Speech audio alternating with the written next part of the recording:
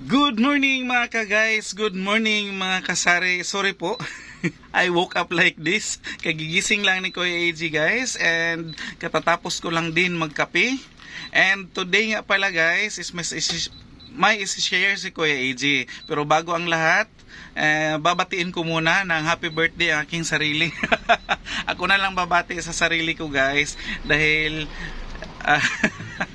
dahil kailangan kong batiin ang sarili ko at pasalamatan ang aking Panginoon, si Papa God, sa karagdagang taon na ibinigay niya sa akin and sa mga blessings na binigay niya sa amin buong taon, especially sa akin guys, sa magandang kalusugan, sa magandang pangangatawan, and sa lahat-lahat na. Thank you Lord, thank you po, and happy birthday ulit sa aking sarili. Ayan po, and may share si Kuya AJ sa inyo guys, and alam ko na relate kayo dito lahat dahil nagkalat pa po ang aming mga stocks talaga ha. Ito is yung mga binili namin last Sunday. Ito yung mga ano po guys, kailangan pang i-price ni Mami Iya, and hindi lang ito guys, yung mga dilata is ito yung mga hindi pa napresyohan, pati itong mga ganito.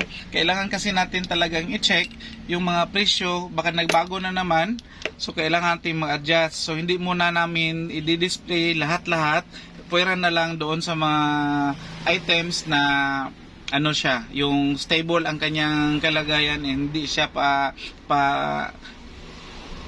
change ng presyo. Pero doon pa lang guys, sa supermarket pa lang is tinitingnan na namin kung nagbago ba yung presyo ng ating mga pinamili, para pagdating dito is less na yung gagawin nating pag-check. So ayun nga, ang resibo natin is andito pa.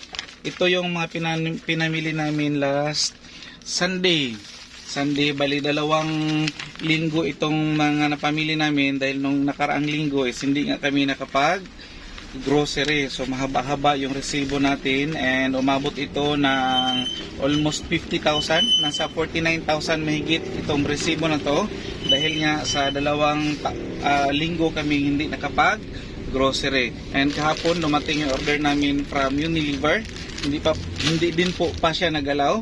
Ating mga ano guys, ang ating mga sitsirya is andoon pa sa sala namin, nakatambak pa doon, hindi pa rin nagagalaw. And share ko na rin guys itong iba pang mga items dito. Ito is kasama ito sa dumating kahapon na galing sa Unilever ni Mami na Unilever, at saka meron pang 2 plastic dito na galing sa NCCC, at saka ito is part din ito ng Unilever. Meron sila guys pa promo na 6+1. Ang ating surf na mga powder is 6+1, lalo na itong ating yellow na Sunfresh na surf. Yan po, and pasensya na, kalat-kalat talaga guys. And nandito pa yung ating mga wings. Si wings, ito is i-arrange pa. Alam na namin ang presyo nito, pero ito is kailangan pang i-arrange dito. Hindi pa natapos-tapos si Mami Iya. And alam nyo naman guys na si Kuya AJ is busy din, and kahapon nga umalis kami, and ngayon tambak na naman ang mga gawain sa ating tindahan. And alam kong relate nga kayo dito, dahil maya-maya pag nag-display ka, maya-maya is napuputol dahil may namimili, and priority natin yung mga customers natin. Ayan, shout out sir, good morning sir. Good morning. Kaway sa vlog. Good morning guys. Yay.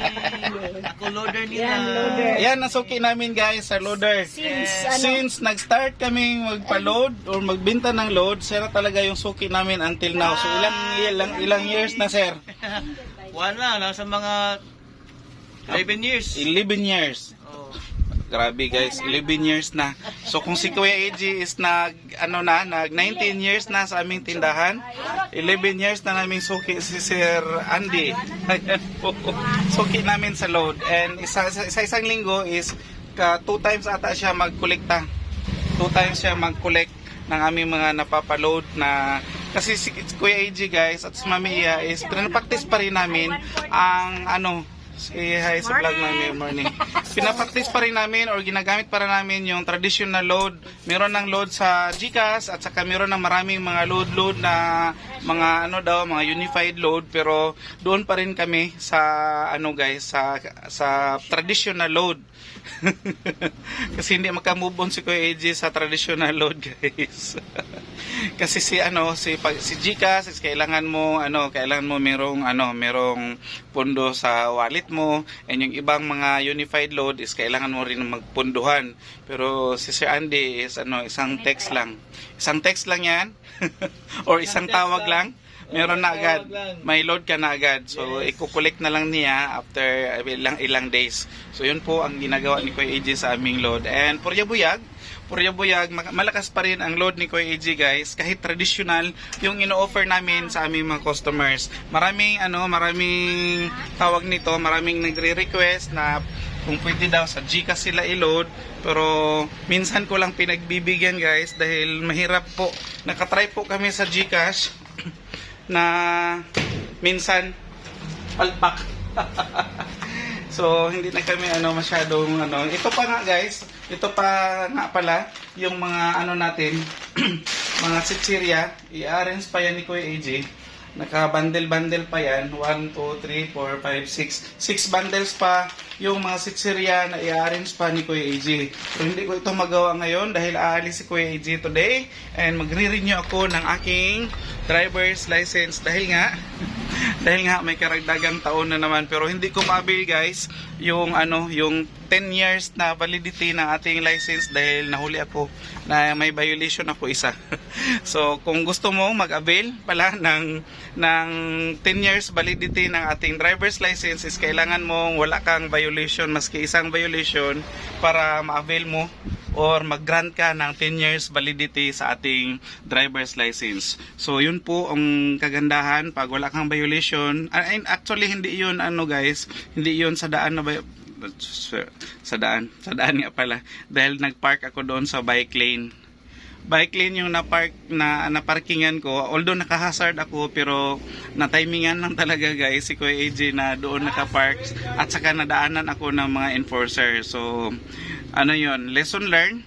Kailangan mo talagang mag-ingat dahil lalong-lalo na sa kung ikaw ay nagda-drive, kung mag-park ka or kung saan ka man napunta, lalong-lalo na pag driver ka, kailangan mo magdubli ingat, sumunod sa mga batas trapiko, sa mga traffic rules para hindi ka magkaroon ng violation. So nasayangan ako guys na nagkaroon ako ng isang violation.